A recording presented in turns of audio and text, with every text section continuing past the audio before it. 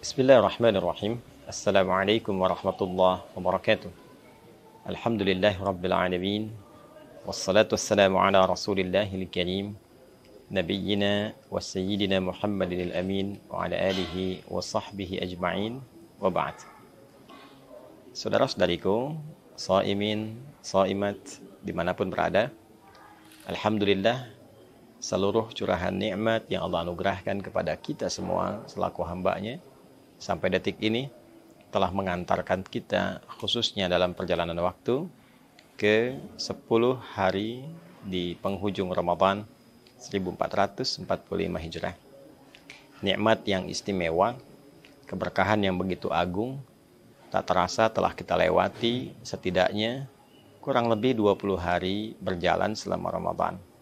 Semoga Allah Subhanahu wa Ta'ala berkenan menerima seluruh amal ibadah yang telah kita tunaikan, mengabulkan doa-doa kita, mengampuni dosa-dosa yang pernah kita kerjakan, dan mengantarkan kita pada perubahan terbaik dalam berkehidupan. Teman-teman, di 10 hari terakhir Ramadan adalah puncak dari segala perjalanan ibadah kita di bulan mulia ini. Sekaligus akan mengantarkan kita pada keistimewaan yang tidak biasa, pada keagungan yang begitu menggetarkan kepada jiwa dan mendatangkan peluang yang begitu dahsyat yang boleh jadi tidak ditemukan di waktu-waktu lainnya.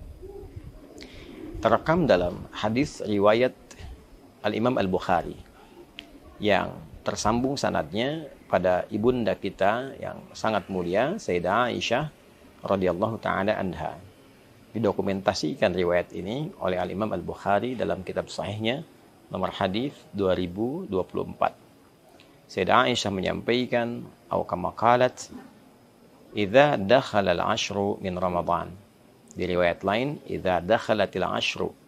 Jika telah tiba 10 hari terakhir di bulan Ramadan, syadda an-nabiyyu sallallahu alaihi wasallam mi'zarahu wa ahya lailahu wa aiqadha ahlahu. Adalah Nabi sallallahu alaihi wasallam memiliki kebiasaan beliau mengencangkan sarungnya, kemudian beliau menghidupkan malamnya, dan beliau membangunkan keluarganya. Tafsir ulama, terutama para pakar hadis, dari 3 kebiasaan Nabi sallallahu alaihi wasallam ini memberikan satu kesimpulan bahwa ada yang istimewa di 10 hari terakhir di bulan Ramadan sampai Nabi mengencangkan sarungnya. Ini gambaran dari 2 hal. Yang pertama adalah mengencangkan sarung itu satu kinayah dalam bahasa Arab untuk menunjukkan menepikan pergaulan dengan istri dalam hal hubungan biologis, karena ada sesuatu yang sangat penting yang ingin diburu. Saking pentingnya hubungan biologis dengan istri pun ditepikan terlebih dahulu untuk mengejar sesuatu yang sangat istimewa ini. Ini juga menggambarkan bagian kedua, sesuatu yang disimbolkan dengan pengencangan sarung yang biasa digunakan untuk beraktivitas ibadah, menunjukkan peningkatan ibadah yang lebih dari sebelum-sebelumnya. Kuatkan lagi, kencangkan ikat pinggang. Itu artinya kita menyiapkan sesuatu pada sesuatu yang penting, yang ingin kita tambah durasinya, tambah kualitasnya, tambah kuantitasnya. Maka ketika Nabi disebutkan mengencangkan sarungnya, ini menunjukkan bahwa beliau ingin meningkatkan kualitas dan kuantitas ibadahnya dalam rangka pendekatan lebih kepada Allah Subhanahu wa Ta'ala di 10 hari terakhir. Lalu ahya lailahu, beliau menghidupkan malamnya. Malam dihidupkan, keterangan para periwayat menunjukkan bahwa satu, peningkatan ketaatan kepada Allah Subhanahu wa Ta'ala. Menghidupkan malam bisa berarti menghidupkan dengan sholat. Ada tambahan yang kelak kita bisa bahas di pertemuan yang lain tentang kebolehannya menunaikan sholat malam setelah sholat tarawih. Secara teknis kita akan bahas di pertemuan sesi yang lain. Bila ditutup dengan witir, bagaimana teknis malamnya. Bila witir diakhirkan, bagaimana teknis pembaginya. Secara singkatnya, Nabi menghidupkan malam-malam di akhir Ramadan ini dengan ibadah, dengan ketaatan. Boleh jadi dengan tilawah Al-Quran. Karena hadis-hadis mengungkap satu rahasia bahwa Nabi SAW setiap malam Ramadan didatangi oleh malaikat Jibril, dibimbing untuk tadarus, bisa membaca, bisa mengkaji, bisa juga dibimbing untuk pemahaman makna. Ini menunjukkan malamnya hidup.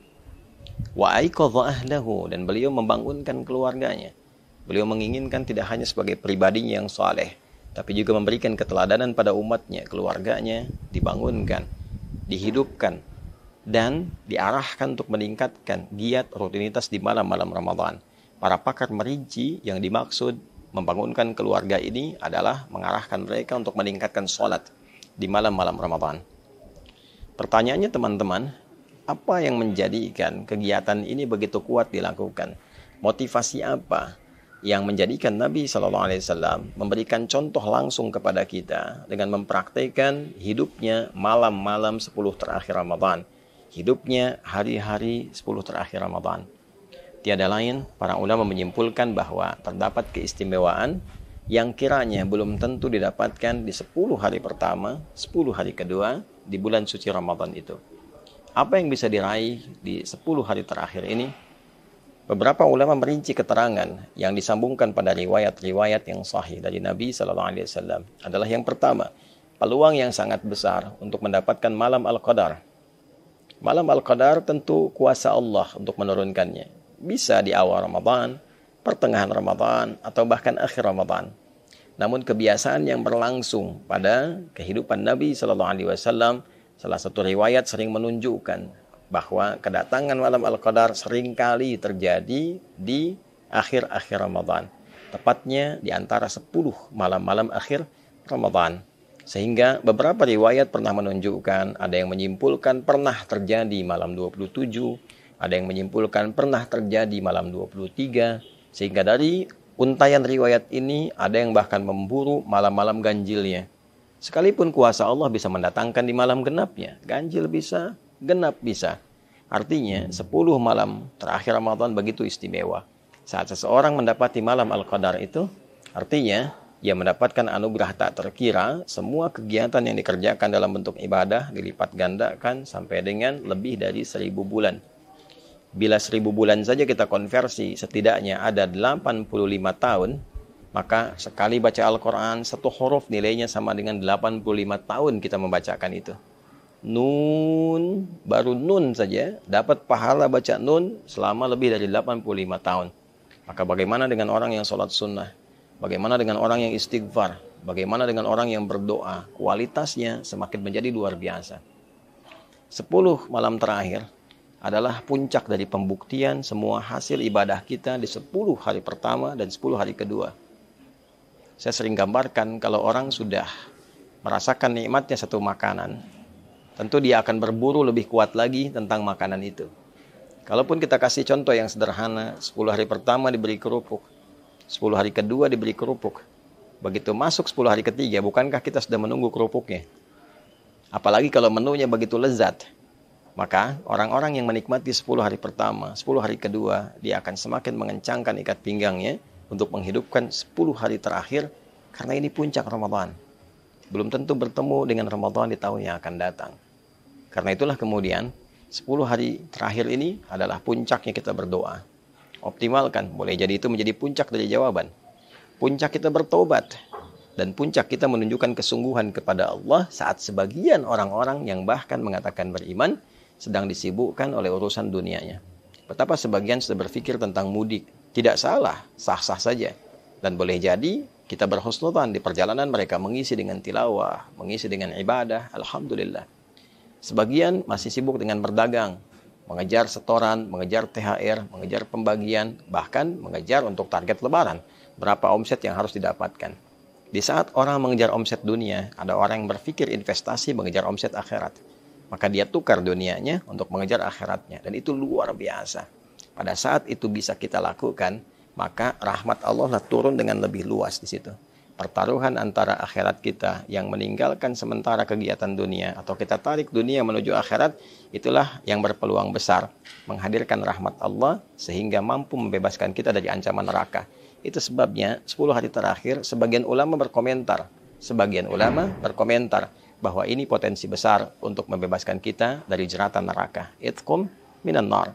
Bila 10 hari pertama rahmat begitu banyak, 10 hari kedua maghfirah, peluang ampunan, kesungguhan ditunjukkan, maka 10 hari ketiga adalah fokus peningkatan, pendekatan kepada Allah sehingga kita bisa mampu meningkatkan diri dengan berpeluang besar mendapatkan rahmat Allah yang membebaskan kita dari ancaman dan jeratan neraka. Saudara, Allah memberikan kesempatan pada kita berulang tahun, berulang waktu datangnya Ramadan.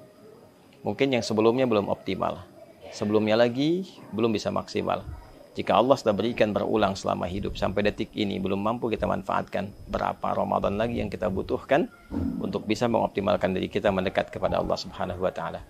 Semoga 10 hari terakhir ini kita mendapatkan keistimewaannya, kita meraih peluangnya, dapat malam Al-Qadar, dapat ampunan dari Allah, terkabul doa kita, dan diberikan oleh Allah kebahagiaan untuk kembali kepada fitrah, menyongsong Idul Fitri yang lebih baik untuk diri kita, keluarga kita, masyarakat kita, bangsa, negara kita, dan khususnya umat Islam di dunia ini dan kehidupan berperikemanusiaan dalam skala yang lebih luas.